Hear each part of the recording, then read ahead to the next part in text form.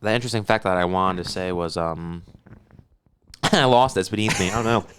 Talk about something else's episode instead. Sorry, everyone. I'm gonna cut you off for a second. That I don't know thing you just did. That's such a Bill Hicks thing, dude. And I was listening to the one thing you did the other day when you were going on about. Sorry. Oh, speaking of that, you did that like 10 times in one of our episodes. I know. I didn't catch it at once. all. I kept doing. I'm sorry. Sorry. I remember that time when I listened. Every time. I'm so sorry. I was doing the pout. You can't say that. I was doing the. I was like, sorry, and not once did you even. You didn't even. Not even did you not acknowledge it. It's not even like you heard it and just didn't make the connection. You just didn't even like. It's like you didn't even hear the things happen. I didn't hear anything whatsoever. There's no processing or anything. No, I was going to say too, and I mean, unfortunately, this is me just kissing your ass. Well, I guess everybody knew. It's so funny because you talk about how podcasts suck because there's the guy that laughs on stuff. I just almost did the whole thing like 7 times already. I'm just the amalgamation, so that's my new favorite word, of all the fucking shitty things of a podcast. But anyways, as I was saying, that's the secret. Instead of being spread out across 10 different people have to chastise, it's just you. It's just one gross individual. It's pretty much.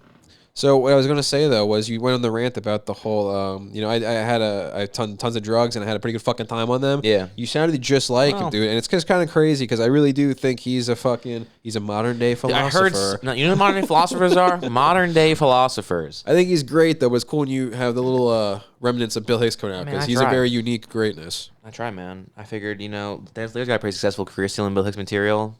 Yeah, but you're openly doing it, so people can admire that. And I'm also not making it worse. I'm just saying it. I still can't get over that when you look at the Dennis Leary comparisons to Bill Hicks, it's like he sees the joke, he minimizes what the premise is, and he figures out, all right, now how do I just completely bastardize this entire joke? You notice how all comedians who steal jokes do that? It's they funny, minimize the premise. Amy Schumer's like, what if I take Patrice's funniness and I take all the same setup, but I don't take the funny. I don't take the funny. I just take the setup and then I put the Amy in, and then it's not funny at all anymore. And then I sell out, MSG somehow. What if I do that? That'd be a good career choice. And it was. It worked. It worked really well for a while. All right. For a little bit, it was fucking fool's gold. They're like, oh, let's just put Amy Schumer in, and that'll be a hit. It was like when they thought Melissa McCarthy was the answer to box office success, and they realized, ooh. She had a really long run there for a while. Yikes. Maybe she's not the box office draw we thought she was. Maybe that whole shtick, maybe Tammy won't win us $1 billion at the box office globally. I thought it might. She had like 15 fucking movies for... Maybe The Heat, Sandra Bullock's a box office draw. Maybe that'll be a success. Yikes. That one did okay. Maybe we'll do a movie. Rose Byrne's hot now. Maybe we'll do a movie with Rose Byrne and her. Is that the political one where she's like the mayor or some shit? I think there's like 4 of those. That's what I'm trying. I think there's that one, but I think there's also one where it's like a cover and like she's painted gold and she's a spy. Wasn't she in the fucking R-rated Muppets one? That wasn't the Muppets? Yeah. Dude, she had a lot of fucking movies. And the Ghostbusters. Yeah, but that was more of an ensemble thing. Also, I love how in like 2003, there's murmurs online of like they're doing a Ghostbusters remake, and it's going to have the original cast in it. On the poop shoot. And they're gonna have there's gonna be some female Ghostbusters. I'm like, oh, that's interesting. Who are those? And it's like Kristen Bell, Elijah Dutch. I'm like, damn, they're getting some hot Ghostbusters. I'm into this. And then it's like, all right, guys, here's the female Ghostbusters. It's Kristen Wiig. Okay. Melissa McCarthy. All right. Leslie Jones. Huh. And Kate McKinnon. I'm sorry. I can't help but point out the elephant. Now, why is Melissa McCarthy in this movie if she's not from SNL and everyone else is? Why is it just an SNL movie? Just throw in fucking, I don't know, instead of Melissa McCarthy, you can throw in... Is there even a 4th chick that they could have thrown in? Cecily Strong. Yeah. Cecily Strong is the 4th Ghostbuster. And that movie, actually, without Melissa McCarthy, does $1 billion at the box office globally. It's true. You know what's they've fucked us so many times on a Ghostbusters. And then instead of sequel. Chris Hemsworth being the assistant for Annie Potts' counterpart, because they thought Annie Potts, let's do a gender reversal. Annie Potts is to Chris Hemsworth. Yeah, that makes sense. Yeah. They should have been like Annie Samberg. I'm surprised or Bill Hader as Stefan. Make Ghostbusters as Stefan launching pad. That would be amazing. There's a Stefan series of films. That'd be sick. It's just a bunch. They just keep rebooting these property, and also the fuck. Barry's done. Maybe he'll do it. Dan Aykroyd and Bill Murray. Dude, yeah. Why they even fucking have a non-SNL person in there? I don't know. It actually makes no fucking sense to your point. That's crazy. The 2010s were the worst decade of all time. They fucked us so many times on a First of all, Ghostbusters 2 kind of sucks also. Not kind of. Yeah, Ghostbusters 2 is not good. All right, but no. Ghostbusters 3... But remember those days when Ghostbusters 2 sucked, and instead of rebooting, they just said, yeah, we didn't can't win them all. Second one sucks. Sorry, guys. Sorry, they left a bad taste in your mouth. enjoy the first one more, I guess. Maybe that's Hollywood's goal. They're trying to retroactively make money and get appraisal for the things that they did that no one liked in the past. So they're rebooting everything, making worse films. So we can be like, that last one we all hated wasn't that bad.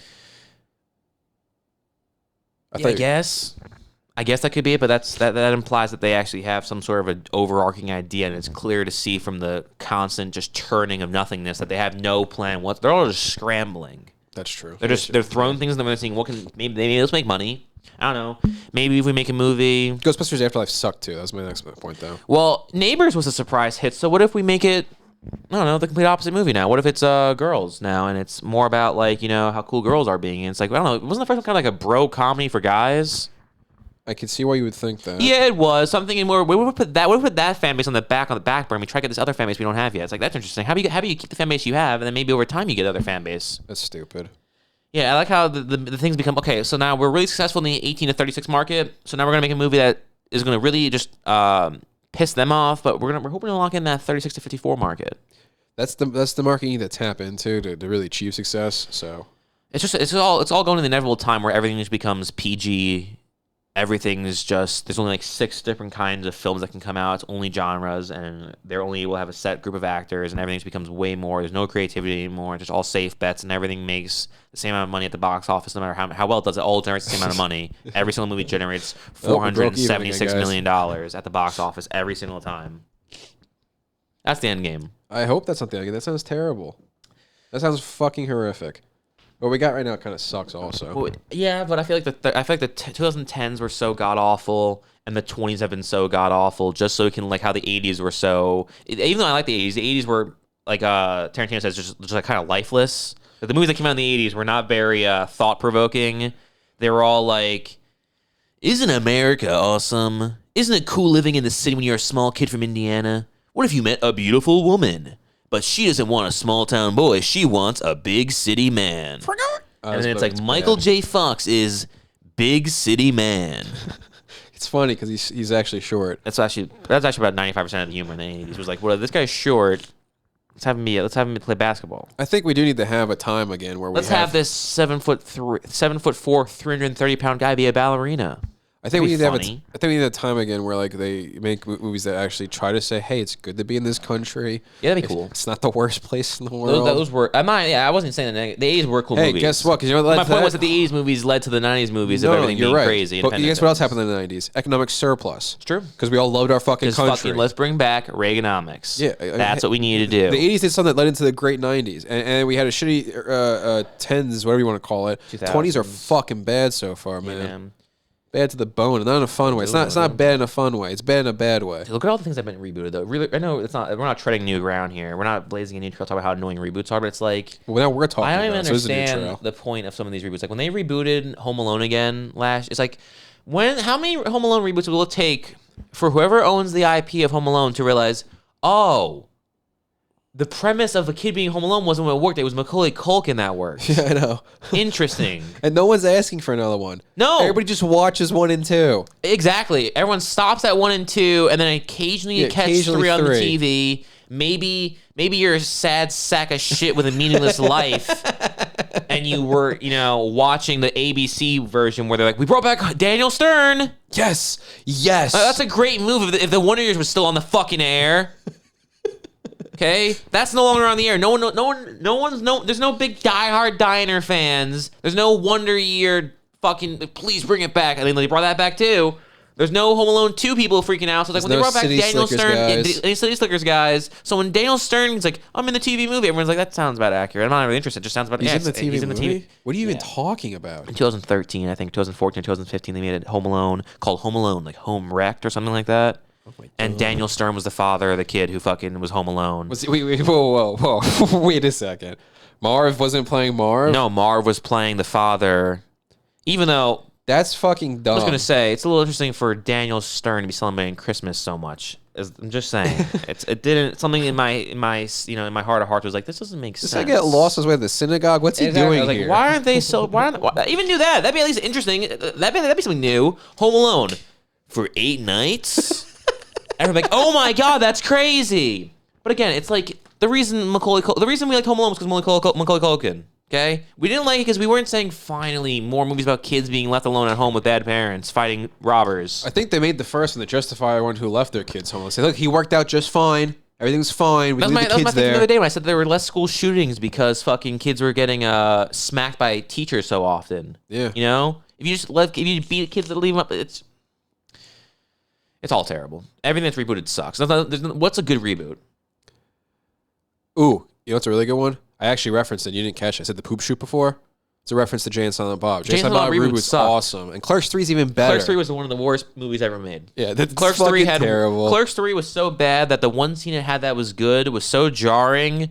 I felt like I felt like I was having a vasovagal attack from how fucking when they ran like, all right, let's go like black and white. We'll film some scenes from Clerks originally. We'll have it like it looks like it's actually Clerks 1. I was like, Jesus Christ, this is magical. Yeah, I almost cried. And then fucking I don't know. Then Dante spoke. I was like, God fucking damn it! It's kind of crazy that Kevin's. You say Kevin Sorbo? I'm trying to. Do I want to call him Kevin Smith or I want to give him a cool nickname? That's what threw me off there. Kev. He obviously The Smithster. The Smith. I like that. I went with the Smithster. The Smithster knows what he's doing still because he managed to conjure up that scene. You could argue he knows what he's doing, right? So what the fuck's the other stuff? I don't know. Anyways, he also there's no decided good reboot. he's like, I'm what sorry I if? trailed off the He's like, wouldn't it be rails. really funny if in my, you don't get endless opportunities as a director to make movies. You don't. He It'd does Be cool. It'd be cool if you did somehow. You don't usually though. So there's usually even in life there's a finite amount of life you can live. So let me think. How should I end this Clerks 3, which is supposed to be a really emotional? This is the personal one. I had the heart attack. I survived it. This is my personal movie. Hold on a second. Dante has the heart attack in the beginning of the movie, right? Yeah. And then he has the heart attack again and dies. And then did No, I think Randall have the heart Randall attack, has- or is that what we made fun of it? And you just kept saying was having the heart attack. I can't I'm remember. alternating who has heart. I think Randall dies and Dante lives on, right? No, that's ridiculous. That's the end of that movie. I don't remember. Jeff Anderson, is that his name? Yes. I think he might die. No. I think you know what's stupid. Because Ben Clerks Affleck's 2's in it. ending is such a heavy-weighted ending. Yeah. Clerks 2 is a great Clerks ending. 1 and Mallrats has potential. Kev, if you're listening, I re-edited it. I'll send it to you. It's great. I'll show you a good version of your movie. Which is many things, like how much nicer of a man could I be than to fix the blemish on his career for him free of charge. You said in the last one about how you should have the confidence in yourself to know you can do it I did. better. I made a Not better only do you version do it of- better, you're just handing it to him I'm free handing of it to- charge. Take it. It's yours. You own it. It's not mine. I don't want it. Dude, I just made it better. we should start having a tally. We should 2 words. Three words. Less Michael Rooker. You need to get rid of T.S. Eliot too. Get rid of that. Way fucking less guy. him as well. Way less of fucking not the guy from Days. Not Randall Pink Floyd. Jeremy London's brother. Yeah, is it Jeremy or Jason? I don't know who's who. I think Jeremy is the cooler one. Jeremy's Maybe a cooler Jeremy's name. not the cooler one. Jeremy's a cooler name. No, what I was gonna say though, the fact that you're willing to do this just from the goodness of your heart, dude. Yet another thing that we should have a tally going that it makes you canonized for saying Exactly. I mean, and also me and Kevin have a bit of a back and we've talked like twice on Twitter. So Yeah, he's probably blocked. You know, you think so? After hearing, he's definitely listened to the podcast. I'm pretty sure he's our newest subscriber. Yeah, he's 46. Nice. what is that? He's 46. I think so. yeah. Nice, dude. That's sick. We're in Jersey. Maybe. But that's my point. Okay, you have a finite amount of films you can make, right? And this is your personal story, Kevin. This is your personal one, right? This is the heart attack. This is your life. You're putting on your characters, but like, this is a real rich story in here. Maybe don't water it down by having your daughter's idiot, moron, dumb, fucking stupid-faced, loser, meaningless, fucking pathetic, shithead, bottom-feeding boyfriend in the movie, and have him just really just not only take the knife, not only put the knife in, but just turn and just violently shake his hand for all the little cuts and everything else of having him ruin Silent Bob. And then on top of that too, at the very end of the movie, after seeing this fucking zero, this decimal point, shit all over Silent Bob in this new interpretation, where it's like, that's interesting. I always thought Silent Bob was kind of just like, I don't know, a normal kind of guy who thought a lot, and he just didn't really get the chance to speak out sometimes, and he wasn't necessarily confident enough to speak sometimes, right? Yeah, that's kind of what I got. And then he thought, the guy who created the character and played the character, he thought, no, it's not that. It's actually just some weird fucking punchline, butt of a joke, who's creepy, odd, uncomfortable, and very flat. That's the actual Silent Bob. So I'm going to reimagine him as that. I'm going to cast this fucking idiot to play him. And then at the very end of the movie, I'm going to have a nice little cute moment for my daughter and her boyfriend to give each other googly eyes for no reason whatsoever. Just arbitrarily. Just a little inside joke. Which means on the likelihood that they, don't make it as a fucking couple, whenever it's just go rewatch, you get to see how that fucking loser, I had to give him googly eyes. That's the final sign off. Let me have these characters who are completely unrelated. And also, what if Jay's daughter falls for Silent Bob? That's the storyline we're going with. Is that what's going to happen in Mallrats 3? Sorry, in Mallrats 2, we're going to have, which one's is it? Not Banky Edwards. Who's Brody. Brody, yeah. Brody's like, I own a comic book shop, and then we're gonna have fucking Jay walking. He's like, here's my daughter, and then she's gonna be like, here's my boyfriend, Silent Bob, and then Silent Bob's like, yeah, here's my real life daughter, but my actual friend's daughter's boyfriend, who's just like her father. That's the message we're going with. That's the love story, and it's like, when I was watching Jay and Silent Bob and all of them, and all their movies, I never once thought, gosh, I wish that Jay would just fall in love with Silent Bob. I really wish it would happen. And then that's the new direction we're going with. We're going to have Jay's daughter and shitty version of Bob. And not to mention, too, the guy from fucking Clerks 2, Eli, was it Eli? Sounds right. Maybe.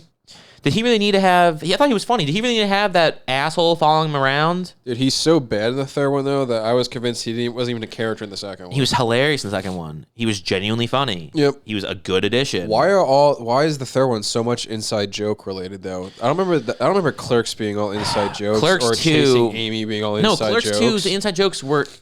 like when they decided to randomly have pickle fucker be a thing. It's like, that's funny, because it was a new thing. It wasn't like them just referencing the... Yeah, right. Clerks 3 was just like, how let's see, the movie's an hour and 15 minutes. Let's have an hour and 10 minutes. I don't know how long it is. Because, goddamn, that movie feels long as shit if it's that short. Instead, he's like, what if we have it where we just spend 85% of the runtime referencing the previous movies in uncreative and unfulfilling ways? I think the real point you're trying to make here is... What if we have... Remember that cool hockey scene on top of the roof? That scene was never cool, but it's way worse now. Exactly. When I was watching, I thought how cool it was, and you watching it, that scene was shitty, but he just made it shittier. And it's crazy. It's the thing I've been mentioning for like a lot of episodes lately. You throw more money at something. Clerks 1, no money. Great. Clerks 3, a lot of money. Terrible. I don't think it had a lot of money, Clerks 3. More than the first one. Oh, yeah. More than the first one, for sure. The first one had, what, 10 grand? What if we, I don't know, what if we kill Rosario Dawson? Drunk driving accident. That'd be a fun thing to add into this movie. Like, yeah, the weird, dark fucking... insistent on giving your political views on drunk driving. Not saying I'm an advocate for drunk driving, but that took a weird sharp when they got super serious against it. It's like, okay. And then it's like, what if we have that, that chick who, my girlfriend blew 37 guys at once, right? What if we have, Veronica? Sounds about right. Maybe. What if we have Veronica come back and she's like, Dante, you were really mean to me. Let me fuck you in my car. Okay. And I was like, that's funny. That's a good outcome for that. Yeah, that was one of the worst parts of the movie. By far. We already did a Clerks 3 episode, so let me get to the point I think you're really trying to get to. We pointed out how comedians steal jokes, and when they steal jokes, they miss the point of the joke they stole in the first place. Yeah. We pointed out how the shitty trilogy of Star Wars movies tried to remake the movies, but they forgot the movies were even about in the first place. I can't. Now Kevin Smith forgot what the point of his own movies were about. So you just can't keep making things as the point of the story. Move on. Yeah, do something new. Change. Yeah, no, but I don't. But that's the issue. I agree with that. But I don't. Again, what makes me so upset about Clerks 3 is like I don't think that those characters couldn't have happened again. No, I agree, but I was making an overall. And Jay and Silent Bob reboot, which is now a great movie by comparison to Clerks 3, which is messed up to say. Maybe he'll make Clerks to make people realize the genius of Jay and Silent Bob get a reboot. Maybe. And then he's going to make Mallrats 2 to realize how great Clerks 3 is. And they're just going to get worse and worse and worse until no one will finance them anymore. That's actually a really good way to do things. Instead of trying to make the next one better, make it worse so everyone can realize how great the other one was. So instead of cause and effect that then cause. Yeah. Okay. That makes sense. And then one's going to be nostalgic of how good your things used to be because they think it's good because they realize how bad it is currently. What if we have... It's genius. All of the Impractical Jokers in this movie? What if we have... Oh, yeah. I forgot about that. What if we have both Freddie Prinze Jr. and Sarah Michelle Gellar in this movie? I think Mallrats 2 should actually be about Freddie Prinze Jr. and Sarah Michelle Gellar's life as a couple making their own cooking show. That could be cool. Which I think they're currently doing. Like I said, their own cooking books. I think they're not doing a cooking show. They should do a cooking show. That's I think what she Mallrats has a new should be TV show about. coming out. Does she? I think she has an actual job. I think someone hired Sarah Michelle Gellar again. I hope so, because it's criminal she doesn't have more work. She's actually incredibly talented and man. get enough fucking parts. Yeah, it's, you know, Dude, there's so you much start off subtlety. hot. You're in fucking Buffy. You're in I Know What You Did Last Summer. You're in Scream 2. Grudge. You're in The Grudge. That's way later on. That's 2004. I'm sorry. They're just naming shit she did. I didn't realize you were In the 90s. I'm like, you got Cruel Intentions. I was like, it's really hard to fucking, I think, be the queen of the 90s, then transition. I think she got the fame so early, kind of fucked everything up, you know?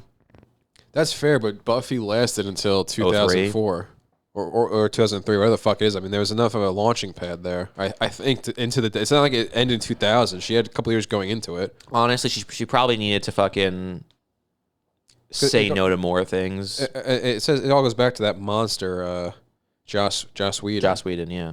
The Well, he fake ruined name her like career anyway Joss. and Yeah, I think he everything. blacklisted her for some shit because she didn't want to do another season. I think she didn't want to do Buffy after season 7. He's a piece of shit. I read. I love how that. I've said this 1,000 times on the cast before. I love how that was a surprise. People that he was a piece of shit. It's like, the writing's on the wall. Well, what's really surprising is people thought that feminism and equality was just having a chick flaunt her ass on screen. It's like And he made a Buffy Because sex bot. Say your line. The greatest trick that Josh The Whedon greatest played. trick Josh Whedon ever pulled was convincing the world that he wasn't a complete piece of shit. He made Buffy, who is a great female character, and then he said, "Well, the show's doing well, but it's not really satisfying what I want."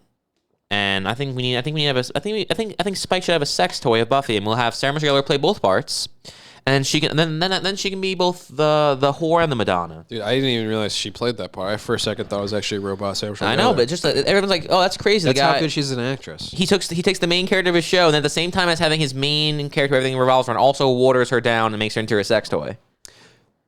Which is bold. But he even makes her worse of a character without that part. Like throughout all season 6 and 7. So just to add insult to injury, he does what you just said. He just completely the fame, is that the word? Sure, the fame's, yeah. Yeah, it's just it's I don't know. It is, man. It's all ridiculous. Kevin Smith, fucking, I love him to death, but gotta make better movies. World's a ridiculous place, man, with ridiculous things, ridiculous people. Hey, we live in a different world than we did just 30 seconds ago. Maybe it's not so ridiculous after all. Maybe it's a better world now. Is that a reference to something? No, I was just trying to spin it because it's a different world. You said. Oh. You know how we should end this? How? We should end this like we always do with our friends. There's a great, It's big, not beautiful tomorrow. Going to stop till you... What'd you say? What? No, I can't sing? Well, I mean, I clearly was on a path there, and you just had to jump in on your thing and do your thing. What was I doing? You were doing Magnolia. It's a problem? No. So why you gotta do that? Why you do all that thing just now? At all times. I forgot. I'm sorry. It's really getting to the point where it's like, how many times can Robbie forget this thing before I start to think he's not forgetting, he's just a complete asshole? Hey, go with that. That's I actually think I might have to, because it's been like, well, there's 100 episodes, and it's just the repeated theme is, oops, I forgot, sorry. Oops, sorry. Oops, sorry. I'm gonna end it. I can tell you're feeling awkward. Now we'll keep recording. I don't give a shit. I'll keep recording the thing. See, I don't beauty care. of not doing the cameras right now is no one can see me just, very coolly Bam, the finger. Yeah, doing the like, finger gun shoot to it. tell you to shut it off. Turn it Because off. we clearly got Turn to it the end off. of the episode here. We did. It could have ended when we were singing, but instead you had to say, yeah. You're right. I started the bit of us singing an outro. When we were I started singing a song. You just said you were going to sing a different song. All right, sing your song. Sing your song. Sing your song. No, let's bring it back. Sing your song. It's not. No. No, that would have been hilarious if you Sing sang your song. You can't song. do anything. You Sing can only your do it if song. you do it. There's a great, big, Yeah. beautiful tomorrow. Yeah. Alex, I started singing Yeah. first, you stupid son of a bitch. Yeah. Do you understand how anything works? You just make it up as you Yeah. go. I'm Yeah. fucking done. I'm done with you, bro. Yeah. Yeah. I'm done, bro. Yeah. Yeah. Yeah. Yeah. That's really fun because I'm Robbie. I always have to have the final word. Yeah. Yeah. Let me just say. Establish that Let I'm me a just say. self-aware Yeah. What am I supposed to say? Yeah. Yeah.